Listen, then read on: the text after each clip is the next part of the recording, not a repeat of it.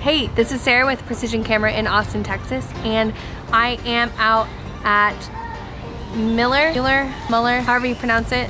Anyway, I'm out here and I am filming with the a6400, and I'm actually using it right now, which is why I don't have it in my hands. I am here with Jimmy from Sony. Hey Jimmy. And we're gonna test this guy out. It has some really cool new features. It has a fully articulating flip screen. It has a frontwards facing microphone, which is great for vloggers. And it has a really cool new autofocus system that is supposed to be one of the fastest, if not the fastest, to date.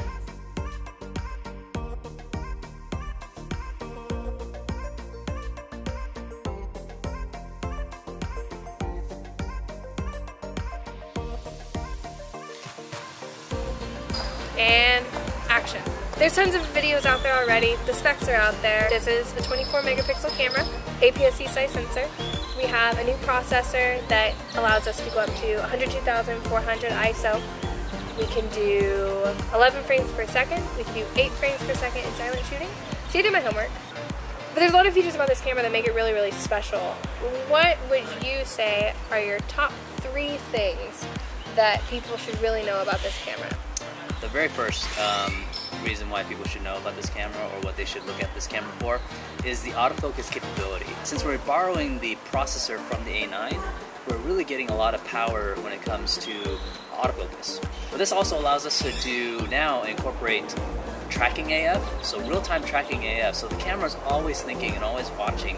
Essentially, it's just using it's kind of creepy.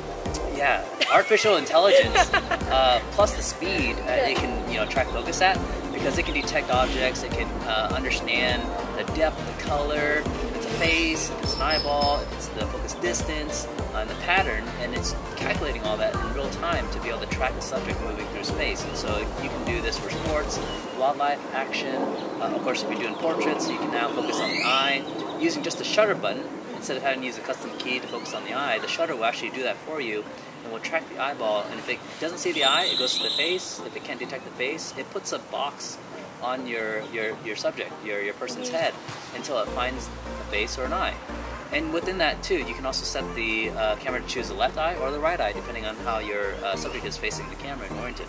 Basically what you're saying is, this is now the new autofocus beast in the Sony lineup. It's definitely a contender. Now what else? What else? There's some video stuff that got ramped up in this. Right. So with that autofocus capability, we have that now working with video. Of course, we still got our 4K video and 1080p at 120. Now we have the tracking autofocus working in our video mode. So we can use a touchscreen to tap on our subject, and it's going to put a box right around our subject and track them throughout the whole frame. It's going to stay tracked on them until you decide to remove it or track something else. And so it's really intelligent, it's really fast, and it can keep up with your subject.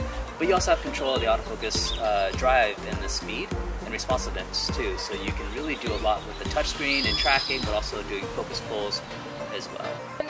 This also has hyperlog gamma, right? Which is really, really pretty.